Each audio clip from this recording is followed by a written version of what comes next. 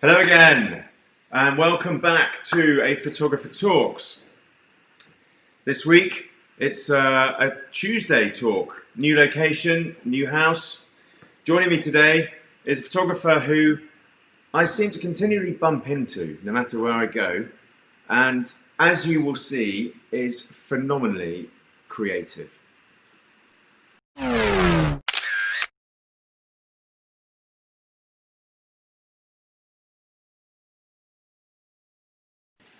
That's right. Yes, my photographer, the photographer joining me this week is Dan Vojtech.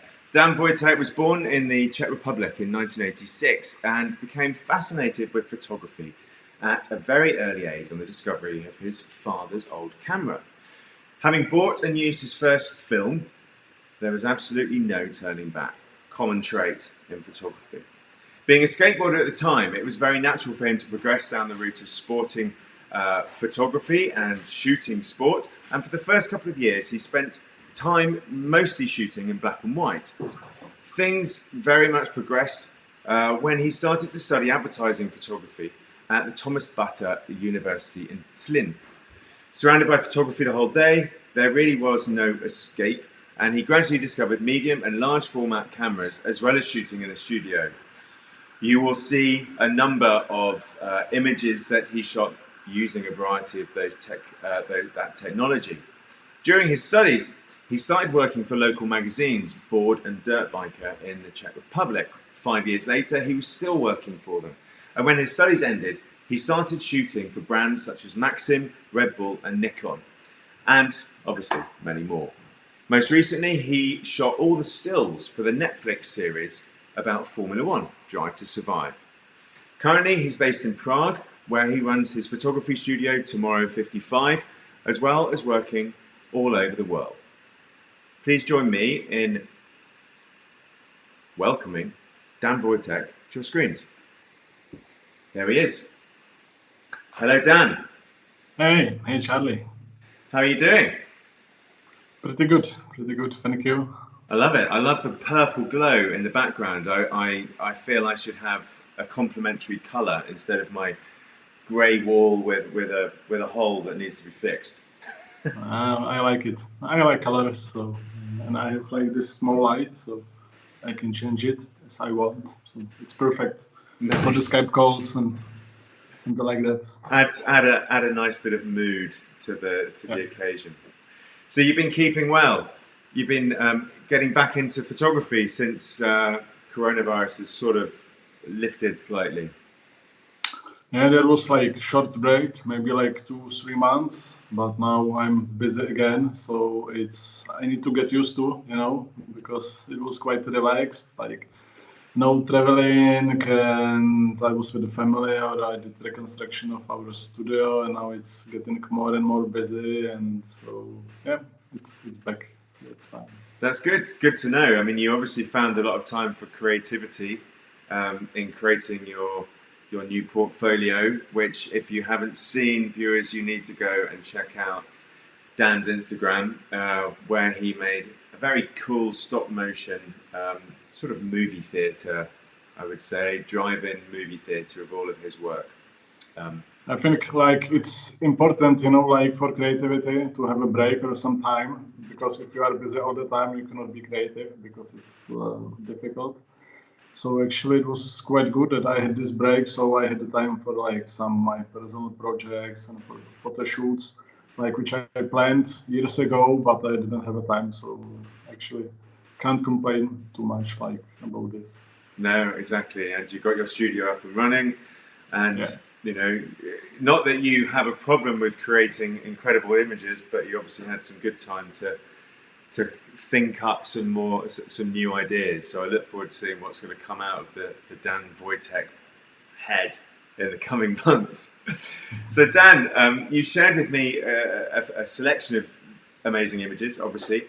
And the first one I wanted to put up and talk about was, now obviously these names, I hope I pronounced correct, Vojtech.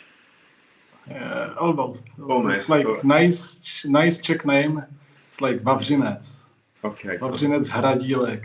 So it's like All right. not easy.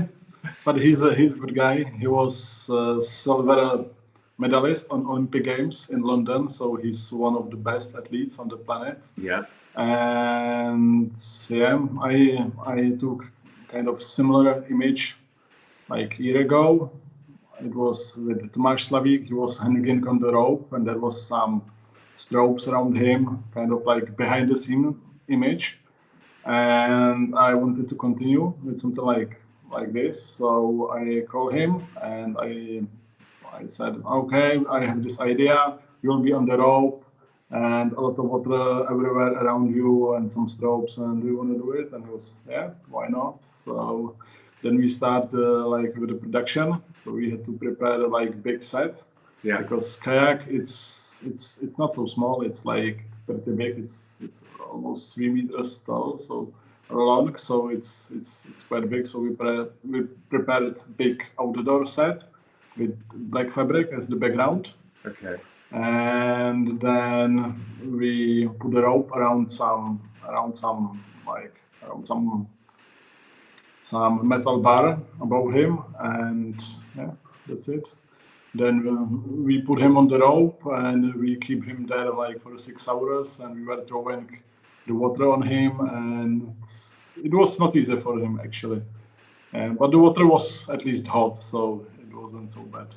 Did you have the intention always of shooting it in the same style as the mountain biker, with keeping the studio lights in there, or did you shoot some images as well, sort of more close up to emulate that he is in rough water, so not in the studio? Yeah, I try to do it like with this kind of behind the scene feeling, without any editing, without any like post production.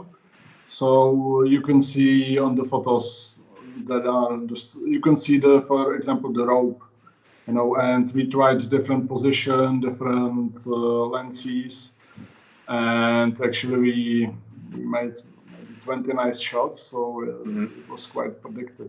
It's a pretty. And we didn't have like exactly plan. Our plan was just put him into the air and throw the water on him, and then see what happened. So I love it. It's great. Creative process on the set. It is, yes, definitely. But interestingly, I mean, I mentioned how you spent your formative years shooting a lot of black and white.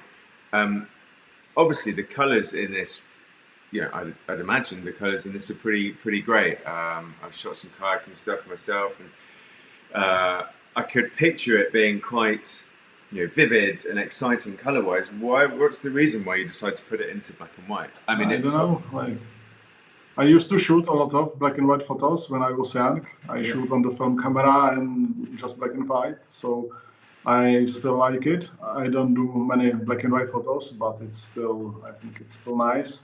And for this, with the water and with the splash, I think the colors weren't necessary, so we can focus more on the action and on the particles, and it's more like simple. It is, yeah. It's super effective. Very, kind of, every single little droplet pings out. I think that's possibly the difference, isn't it? Really, every single droplet turns white with the flash and popped against the black. It stands out probably in a different way actually than it would do in colour. I love it. Fabulously creative, and I can only imagine that it must have made an awful mess. And it was nice session with the friends. It was kind of like more personal project. So we just meet there, we had a fun, then we had some food, and we had a beer, and then we went to sleep. So it was like perfect, creative with nice, happy end. Yeah, good creative session. Slightly more mellow than I guess than the Martin Sonka shot that you shared with me. And this is kind of almost the other extreme, really. I mean, it's the same principle, obviously. Lighting an athlete in their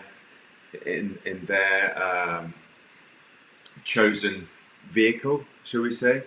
But this was kind of extreme. You had you're a FOMI light user, am I right? And you had with Martin Šonka, it was a little bit more difficult. But on the other side, it was easier because you don't need any rope, or something like that, because the airplane can fly. Yep. So that's easy, It's like, but it's a little bit more danger, and you need to prepare everything in advance. So there wasn't too much improvisation as during the Vavřinec photo shoot. So I had this idea, like with the airplane, for a long time in my head. Yeah. And then I don't know what happened, but we decided, let's do it. I called Martin Šonka and I asked him, can you fly, I don't know, like 2 meters from ground, and how much should be the gap, And he told me, I don't know, like 15 meters. I was like, okay, fine, 15 meters. And can you fly upside down? And he was like, okay, no problem. And, you don't ask much. Don't ask much of your athletes, do you? I had to manage to get all equipment because we had I think around 30, 35 strobes. And we went to the airport, we prepared all equipment, and then we did the first test flight. Yeah. We didn't know what's gonna happen, but it was fine. So we did maybe 10 shots. And we finished because the photo shoot took it was during sunset, Yeah, you can see obviously during midday the sun wouldn't be so strong. So, and you cannot fly at night. So our time was very limited. So we had 15 minutes maybe for photo shoot maximum. So we prepared everything, we shoot, then we had a look. I did few edits, and then we shoot it again. Yeah. Because I had another idea how it could be better. And then we did one more time. So, but everyone was also very happy. When I called the guys, can you bring equipment again? And then again, and when I called Martin, if he can do it again, everyone was happy to do it. So okay. So how many times did you do the shoot? Twice or 3? How many times did you do the shoot? 3 times. 3 times. And each time you said you had how many lights? Was it 75? 35 lights. Wow. And platform also. Oh, also what? Sorry. And platform, the lift for the lights. Yeah. Wow. And what sort of shutter speed were you getting at this? What kind of shot? Shutter speed, because you could obviously see the propeller there, sort of a perfect radioactive symbol, actually. The biggest problem was the timing, because the airplane is quite fast. It goes 300 kilometers per hour. Yeah. And so you don't have so much time. And just the area where are the strokes, it's quite small. It's 10, 15 meters. So you have 0.3 seconds. Good reaction. To catch him in the good position. If it's too early or too late, he's in the dark area without no strobes, and it's not good. So how many passes did he do? 10 times, maybe 6. 6, maybe 6 to 10. Incredible. Because we were limited, with the sunset. So yeah, very small window of opportunity, but incredible image. And we also had to prepare for him kind of direction lights. Yeah. Because it was quite dark outside, and the strobes, they were quite small and dark, so it's difficult to know where they are exactly, and he needs to be really precise. So we prepared 500 meters long kind of runway for him with the LED lights and with white papers, so he could see where are the strobes and where is other side. He had a safe entry, basically. Safety first. Amazing, and that was a crazy idea you had one day. You are bored one day, so you call Martin, and that's it. That's amazing. I think the most important is when you have idea, just to do it. Yeah, that's very true. If you have a good idea, you need to do it. If not, it's nothing. It will never happen, and it's just an idea. It's written down or it's in your head. So absolutely, I think never a truer word spoken, actually. To execute those ideas when you have them. Yes, that's the most important, and maybe the most difficult. Yeah.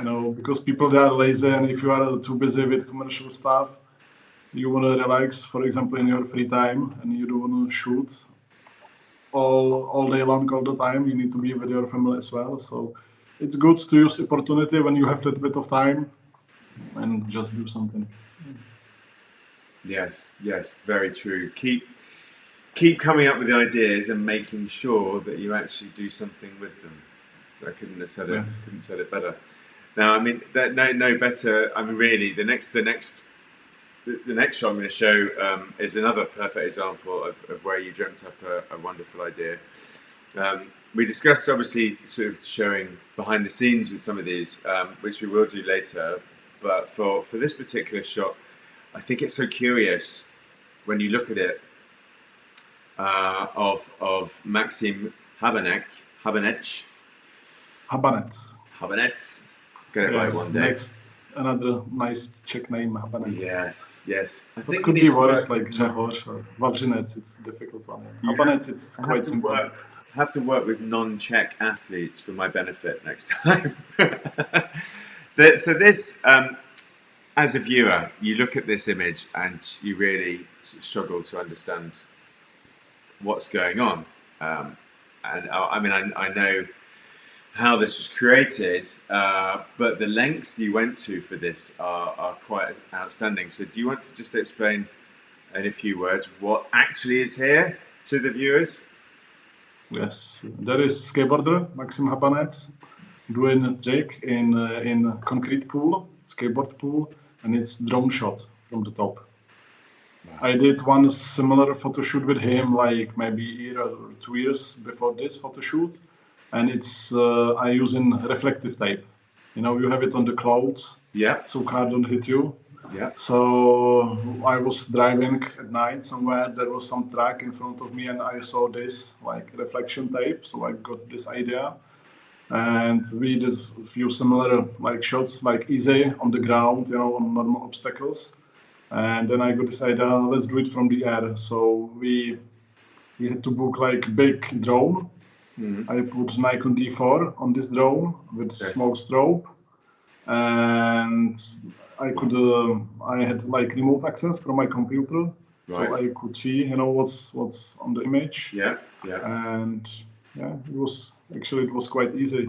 We went to the park. We wait for the night. Then we put the reflective tape around the pool. Mm-hmm. Then we also had to put a lot of small LED lights around the skate park because it was night and there were no lights. So people, they need to see a little bit, when they do some tricks. So we put the small lights everywhere around Maxim, and it's great. It was like easy, like the idea is it was quite easy production, but the conditions were quite difficult because it was quite cold. It was around 0 degrees and very windy, and with the drone and with the batteries, it's not easy at all. So we had always like 5-10 minutes flight time, and then we had to change the batteries. So it was a challenge, but I think we finished in like 4 or 6 hours. And I like this image, but as you said, when you see it, you don't know what's going on. So you need a little bit more time. You need to go close, to see all details, and then you can understand. Yeah. So, I think what I like on the photos. I think that's what's so amazing about this picture, because, and indeed the series of images, because they are so simple. They are minutely simple, but when you explain and you understand what you did to get this, I think I've seen there is some behind the scenes footage, I think, of this somewhere on a YouTube, and as you explained, a drone to carry a Nikon with remote transmitters and a flash strobe and fly it in the middle of the night and remote control and shoot. That's no mean feat. So, obviously you say it's easy. A lot of people will go, oh my word, that sounds crazy. So to produce such a wonderfully simple image from such a complicated kind of concept is marvelous, really. It's almost kind of fine art sport photography, what you're doing here. I think you need a good crew, like if you have good, for example, good, like drone crew, and you can trust them, then it's much easier for you because you are just taking care of the idea and about your equipment, and Maxim, he's taking care of skateboarding. So if you have good team, it's always like much easier, and yeah. But you need to have a good idea and it must work. If not, it's like it's not good. If you're somewhere at midnight, with a drone and all equipment, and it doesn't work, it's not good situation. So you need to be sure, and if you are sure and you have good crew, it's like easy. Did you have any doubts when you were out shooting this that you wouldn't get what you wanted? No. That's good. Have you had? I like it when it's like when it looks simple but it's complicated, because I prefer to don't do it in Photoshop, like do it in real life. Like in Photoshop, this shot could be super simple. You can shoot just with the drone and then paint it, white line in Photoshop, and that's it. Like it takes 1 minute maybe. Super simple, But that's do it in post-production. But if you want to do it like in real life, real world without post-production, then it's more complicated, and I prefer it this way because it's more complicated. So not so many people they do it this way. Exactly. I think that's the beauty of it, and I mean even more so, really, actually with your second with this next shot. With Susanna Vlablova, because this is definitely a marvel. This isn't Photoshop at all, is it? It's not Photoshop, but it's not also it's not sport photo. It's like still life. It is, yeah. With small 3D prints of like skateboarder. So I had this idea, because I did one job with the company, and they have big 3D scanner, and they have 3D printers. So when I saw it, I was like, oh, we need to do something like. So I called Susanna and I called them, and they were very happy. So we went to this 3D scanner. It's like space, and there are cameras like everywhere. Yeah. They have like 150 cameras around the person, so they shoot you at the same time, all the cameras, and then they do some 3D stuff, and they print it. So we have like something small like this. Wow. Okay. And with the real colors. So our idea was to do not just like single shot, but the sequence. Yes. Because it's more difficult. Definitely. And more fun, and it's bigger, like whole set. So with Susanna, we discussed, what kind of trick could be nice, and she told me like this is the perfect trick. So we simulate in this 3D scanner like different positions of her and the wake skate. Okay. I don't know, it was 8, 9, I don't know, something like that. Yeah. Then the guys from the company, 3D Gang, they did like 3D models. They print small 3D Susannas. It was like this size. Then I had to like build some set, some city, because you need to put it somewhere. Of course, yeah. So that was also like big challenge, because you can create some city. Why did you choose city?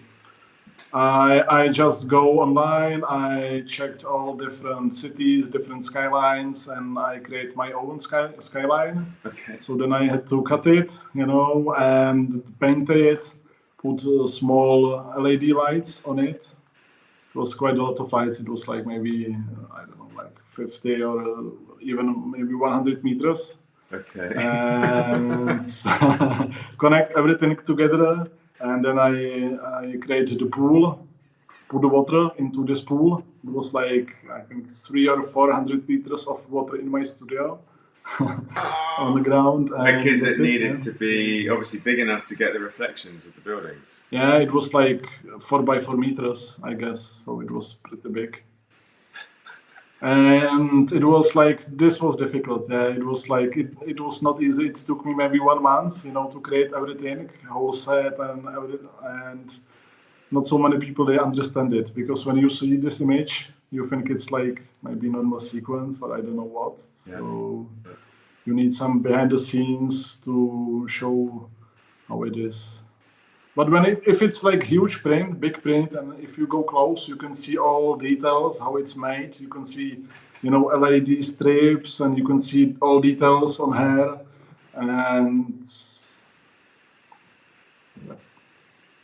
it was fun, but not sure if I will do it again. No. Like 1 or 2 months of work. Oh, really? So do you think this was your biggest challenge yet? It wasn't challenge, you know, but it took me a lot of time. Maybe the most consuming project I ever did, you know, like this. Well, I mean, the result is clearly extremely amazing. You know, at first glance, it's like the skateboarder. It's very difficult to understand quite well. It's like combination of different technologies, because I studied electricity, like electric school, you know, electrotechnic school. So it's combination of like 3D technology, of 3D printing, of, you know, like creative photography, and of the, you know, wake skate as well. So it's like 3 different worlds, or 4 together. Yeah. So I like this mix. It's very, very impressive, you know, how you've obviously put all the layers together. You've got the smoke, the water, the skyline, the stars, and needless to say, you went to the trouble of photographing the athlete in those moves, which you know, when I actually look at them, I'll put it back up on screen one more time. When you look at those moves, sort of how she sort of knows. I think to me, what's impressive about it is saying what you said. You're in a studio, you photographed her, and she faked the moves, as opposed to actually where I had in my head is that she was in this situation and you shot her, and, you know, high burst, tracked her the whole way, and then picked the images that were best representative. But to understand that she was in the studio and picking those, it was also very difficult for her, you know, because she had to imagine, you know, like what's the position of the body, you know, in different parts of the trick. So, yeah. Hard. Because you are in the studio, there are cameras everywhere, no water. So, yeah, but I think it looked very real. Then I consult everything with her when we had small prints, 3D prints. I sent to Susanna, you know, like the photos of the set, or if does it look real or not. Yeah. And yeah. So I make sure it's like it should be, you know. So a message there is to communicate consistently with your athlete in order to get the right result, and obviously that applies with all shoots of this kind and all shoots in your work. Especially this one though, because you're not actually with the athlete at the time, which is when you're building the final shot. It's a bit different to you know, you talk about using their 3 sets of technology effectively. The next shot is from your Polaroid triathlon series. Yeah, it was a beautiful project. Kirill Kotsigerov. Yes. I'm getting better. This is very different. Back to the roots of photography. Exactly. Why did you decide to sort of, I mean, obviously I'm not sure I need to ask them why, but at what point did you decide to challenge yourself in a different way like this? Yeah, like, because I used to shoot a lot on film and on Polaroid as well.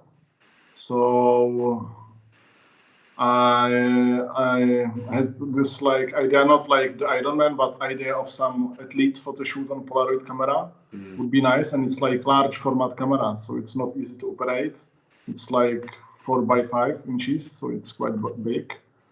And I also like it because it's not easy. You need to prepare everything in advance. You shoot it, and that's it. No post-production. Yes. So, one chance. You know, during these days, you are most of the time in front of computer or in front of some screen. You know, like computer or camera, you know, digital camera, there is the screen. You take the photo, then you need to look how does it look like, and you do it again. Yeah. But with this, you have just, for example, 1 or 2 attempts maximum, and that's it. So that's that's what I like on film photography, on large format photography. And Iron Man, it was perfect opportunity because the race, it's not easy. You have just 1 attempt. Yeah. You need to do it or not. You need to put 100% to that race and be first, or that's it. You know. So it was nice connection, like with the like Iron Man and with this Polaroid, because you have also just 1 chance. Because it's like you need to put the film to special holder. Yeah. Then you will need to prepare a camera, put the film there, take the photo, then put the positive to the fixer. Then you need to wait a few minutes, and then you see the result. So if you make some mistake, that's it. Because the athletes, they were quite busy. It was on Hawaii. That was final of Ironman, and they were very busy. Sometimes I had just like 15-20 minutes for whole photo shoot. Yeah. And if 1 shot takes 10 minutes, and you would like to do at least like 2-3 shots, you cannot make any mistakes. And I supposed to shoot like 10 athletes. Okay. And I had 60 films, you know, like 60 frames. So you need to calculate it, you know, like if you want to do 1 more or maybe keep it for another one. So it was quite a challenge, and that was maybe like 35-40 degrees Celsius, so it's very hot. So yeah, but I like it because you really need to prepare everything in advance. Yeah. You know, you need to be 100% sure, and just then you hear the sound of the shutter, and it's like, that's it, finished. No, that's the perfect, because now, you know, most of the work starts after you push the button. Yes, that's very true. So that's like, then you feel super free, like really free. You just take the photo and that's it, go home. It's perfect. I think everyone should try it. I think it's far simpler, isn't it? I mean, the beauty of it is that that's very much a kind of Cartier-Bresson. It's the decisive moment. You really have got 1 shot. You know, you can't sit there and No. Or you And can't it's just also go very again expensive. and again because you've got, you know, a digital camera. I mean, even with a roll of 36 exposures, you could kind of repeat a bit quicker. But this, you know, the cost, the time, all of it's so prohibitive. So it adds so much pressure. And also, I mean, you never really know how it's going to come out, do you? You know, the film it might not process correctly, or you know, you've obviously the image that we see here. You've got the kind of the chemicals going through it. It's every shot is super individual. Exactly. Adds Each another. shot, it's unique, and that's good because you cannot copy it. And it's made on that place. You know, if you shoot it on Hawaii, the image is bought on Hawaii, and yeah, that's it. And you have just 1 copy. It's pure photography, isn't it? Pure photography. And the camera, it was like 40 years old camera, so that's amazing that you can do some amazing shots with the camera, which is older than me. Yeah. It's amazing. Yeah, that's very true. I mean, the difficulty now is more effectively getting the film for it, really, isn't it? It's not. It's very difficult to get a film, because, you know, the Polaroid, they finished like with the films for the cameras like this. So there was like 1 new company. It's called New 55, and they bought old machines from Polaroid. Oh, really? And they producing like films in garage, like it's like. Yeah. So that's mean the quality of the films, it's like same as 40 years ago, and you never know what to expect. A lot of films, they are prototypes. They do just, for example, just one batch, and that's it. So, like with the new film, you know what to expect, and every shot it's the same. But with this, like new 55 films, you don't know what to expect. So you can see some little bit of mistakes on the photos, and each photo it's unique. They are, like it's like on Instagram, kind of Instagram filter, but it's included, and you never know what you what you get. So, exactly, and that's a very different beauty to the type of stuff that we've seen previously. And do you have any more projects to work with your Polaroids? Yeah, I shoot like most of the time I shoot with a small Fuji Polaroid with Instax wide. Like I do collages when I travel, big collages like 100, 200, 300 photos together, and also the portraits of different people. Yeah. I like it because it's like Photoshop, you don't need to edit it. That's it. You have just one piece. It's kind of like painting. So if you take one photo on Polaroid and you give it to someone, you don't have it anymore. So it's like there is value, Yeah, there was. I always remember Polaroids when I personally was traveling 20 years ago. A photographer I met then had a Polaroid, and he had his film camera, and we were in Vietnam, and he would ask to take a photograph of some local villagers on his film camera. So he would do it, and then he would take a photograph with his Polaroid of them, same picture, and give them the Polaroid as a thank you. And they were amazed at what this was, as you would be. But I think the important thing there was the gesture, and it's a one picture, and he passed it on. I think it's a very nice thing to do with that technology. It's a very very pleasing format that that it is one chance, and one chance, and that's it. Think of different ways to use it. So look, the last shot that I'm going to put up, I hadn't seen this before of yours, and you posted it recently on Instagram, and I honestly fell off my chair. I was so astounded.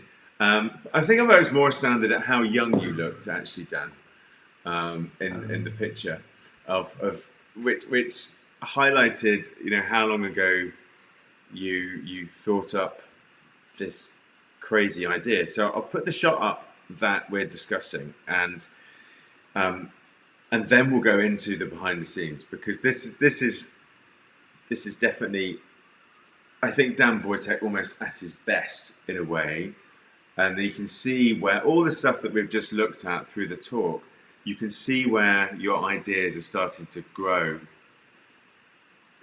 Really from the way that you put this together. So before I show the behind the scenes, do you want to just explain how you came up with this? And actually, more importantly, what year was it that you shot this? I think it's maybe 10 years ago.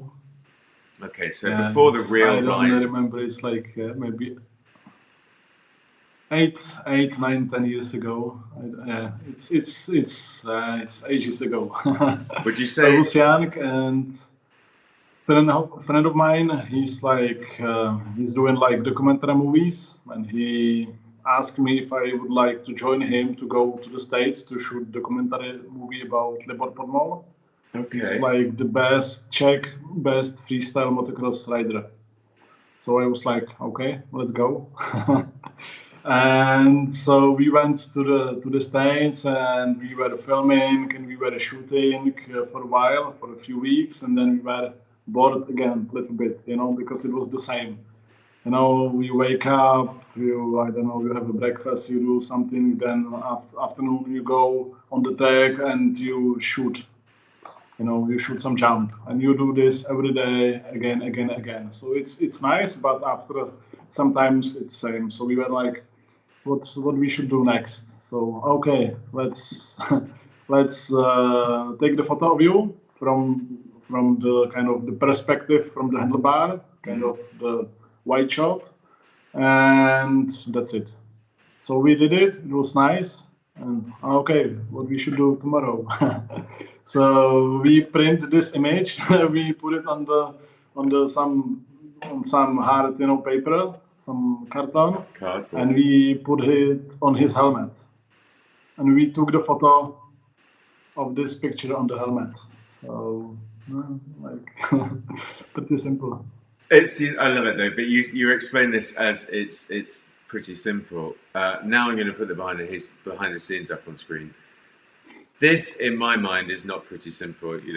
You've taken a roll of gaffer tape and strapped a Nikon, whichever one it was, D1, onto the D3. Yeah, it was my only camera. It was my brand new camera. It cost like 5,000 euros. And it was, I don't know, 8-10 years ago, and there was almost no GoPro cameras. There was just first GoPro, were released, and the quality of the stills were terrible. So only chance was to put the normal camera on his handlebar. So I had some small grip. Then we secured it with a lot of duct tape, and we put the remote control on it, and that's it. Like one small complication was because the duct tape, it was difficult to control the camera. And you couldn't see the result because it was over the display, over the screen. So we waited for the sunset. We put the camera on his handlebar. We fixed it with the duct tape. And then he had 5 jumps, and that's it. Then we had to remove all duct tape and check the photos. Brilliant. And I think the first or the second jump, it wasn't securely so good. So the camera moved quite a lot, so he need to capture it during his trick. Mid-air, but the camera, it's okay, and it was fun. Everything's. But I was scared, First attempt, I was like this. I don't want to see it. And then, yeah, exactly like. Nervous, because it was quite heavy, So it's not easy to do the trick with the camera on the handlebar. It was like long jump, high jump. It was like 20 meters long jump.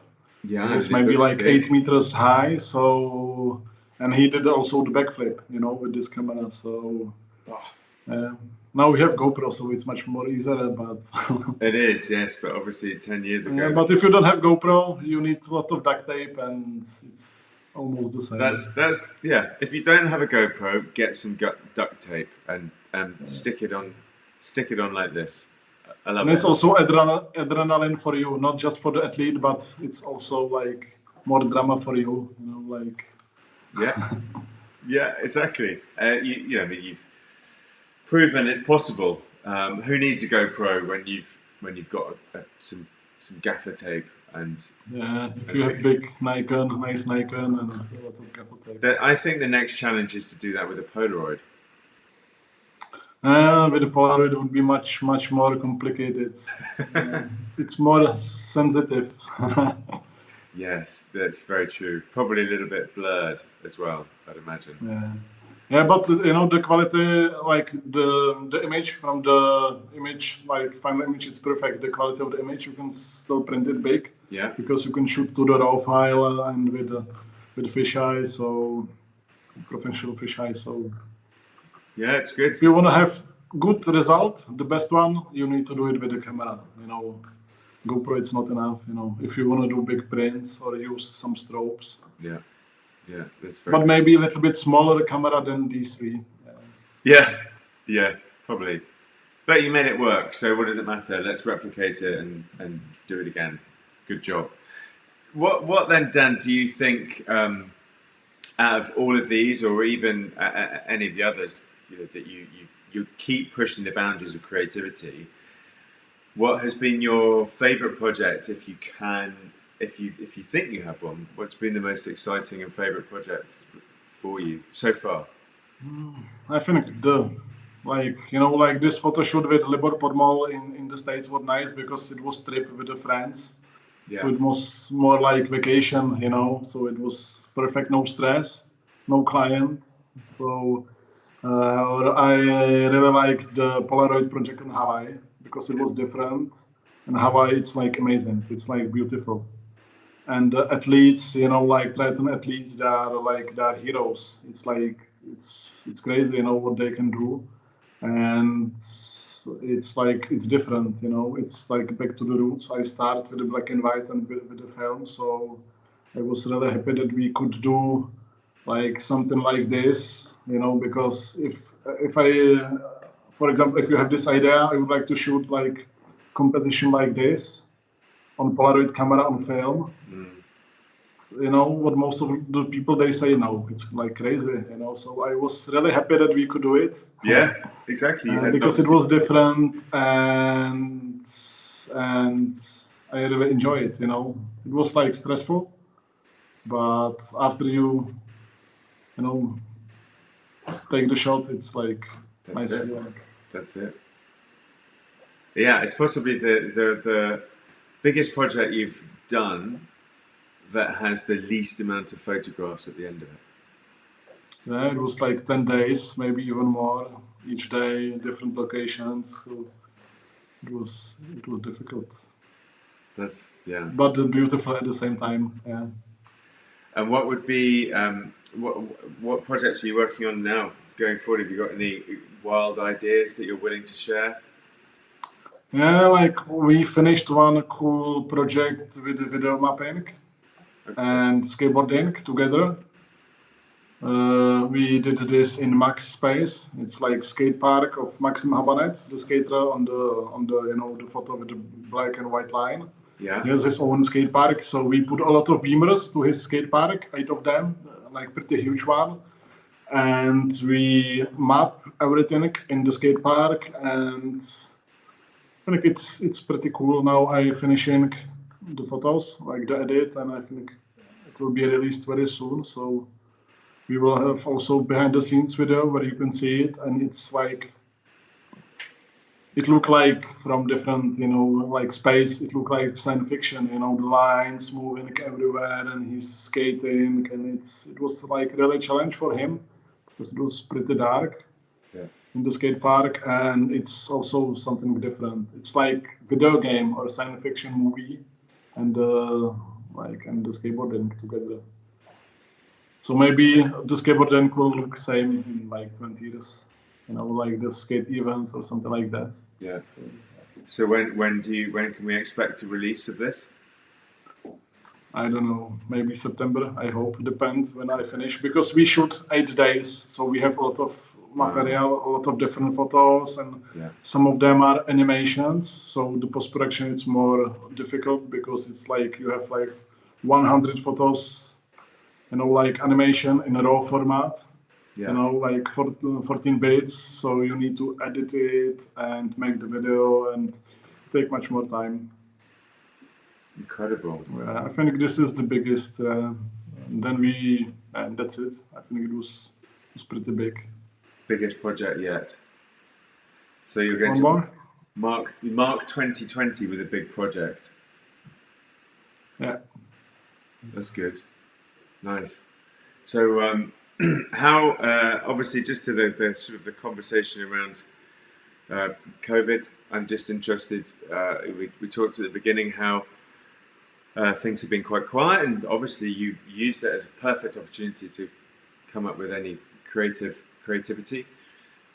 Do you think have you seen evidence of changes or the way things could be different in your business following COVID?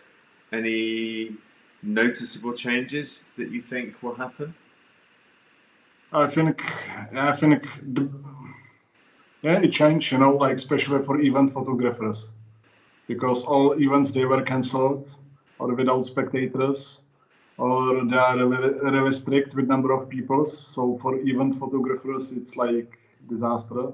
You know, and also for advertising as well, because companies, they don't know what's gonna happen, you know, this autumn again. So they don't, you know, want to spend so much money on advertising. but they are also looking forward. They look for some small creative, for example, ideas which you can do in a small team, for example. So yeah, it's changing, and they want to do more things online, meetings and everything. And I think it didn't change everything, but the progress is much faster now. You know, this would happen in a few years. You know, like this situation, online meetings and less spectators on the events or something like this. So, but because the COVID, it's now. You know, so we need to deal with it, and yeah, we will see. I hope it will be even better, but who knows? Well, I suppose this is almost a time where someone like you can excel, because obviously in these slightly a different way of life, you need to be creative. You need to come up with interesting ways of doing things, and if that's in your studio or on location, but as well how to transmit something, a message that was done differently previously and is now no longer physically possible. So at least in your line of work, you stay far enough away from your subject, I suppose, that it makes it possible. And you have your studio with the double lighting and double windows. So yeah, like or I did a lot of cars photography, because you have just car and you don't have any models, so it's safe. yeah, So I think I shoot a lot of cars during like this situation, because it was safe. There were no people around me, just me and the car. So I did a lot of line painting and stuff like this. So if you cannot shoot with the models, let's shoot without models, or you can always find a way, how to do it. Yes. But people, they don't like changes. Like if you do something for 20 years, you want to keep and you want to do it again. So if this happen, people, they are lazy, to change, but you need to change all the time, like. Yeah, that's very true. Possibly never spoken truer. Actually, people don't particularly like change, which is why this has all been so incredibly difficult. But it's an opportunity, isn't it? It's an opportunity to find the creativity in yourself, and to come up with different ways of getting the results that people need, and expressing the new world, shall we say. So I kind of, on that note, I really look forward to seeing the type of things that come out of the Vojtech creative mind going forward, because I can only imagine that there'll be some pretty interesting stuff to see very soon. So look, Dan, I've really enjoyed talking with you today. We're wrapping up in our hour's time. I'm really forever impressed with the skills that you show. Your creativity really does know no boundary. I look forward constantly to seeing what comes out of your head. We've talked ourselves about doing something together. So offline, let's go have that conversation and see if we can make it work now that things are lifted. And for now, I'd just like to express my gratitude to you for coming on and taking some time to have a talk with me and talk through some of your experiences. Really wonderful work. Keep on producing it, and I look forward to the next time that we physically bump into each other. Who knows where it will be, because they definitely seem to be a bit random. But until then, take care. Thank you very much, Charlie, and take care and be safe. Always. Bye. So there we go. That was a pretty lovely conversation with the creative Czech photographer Dan Vojtech. Now, I implore you really to go and look at his Instagram account and find the little video that he made during lockdown, where he stop motioned a car race, effectively, driving around his studio that we've discussed tomorrow, 55, and showing various images from his portfolio. Definitely one of the most creative pieces of work that I've seen in recent years. For now, though, thanks very much for joining. Do come again next week. Hopefully we'll be back to a sort of a normal Wednesday. But really, when you're watching out of the live times, then it doesn't really matter. Go find any of the other interviews, see the conversations that I've had with photographers from around the world, and if you're interested in purchasing any prints, then do go over to charliepinphoto.co.uk. For now, thanks very much. Take care, and until next time.